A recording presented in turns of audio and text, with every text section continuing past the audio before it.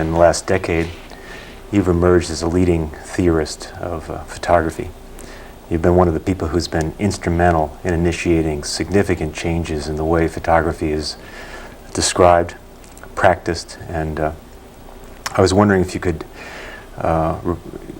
describe to us how key events in your life brought you to a point where you could begin writing the kind of theory that you have written and begin to work with the confidence of a new documentary style photographer in this time.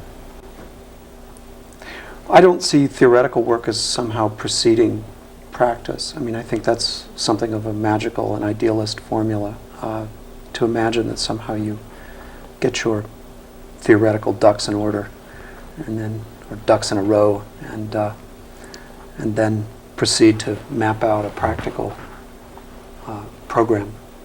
It seems to me that in everyday life the relationship is more a kind of constant oscillation between thinking through problems on an intellectual level and then trying to realize practical goals. My own experience was one of actually beginning as an art student and being increasingly drawn to photography. I mean, this was in the around 1970, and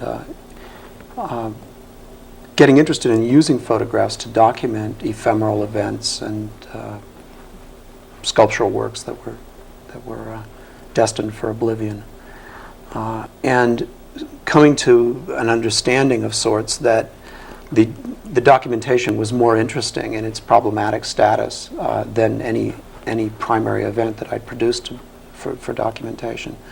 And so I increasingly began to look at photography as a medium in its own right, and in fact first began to learn about photography seriously while I was working in a library.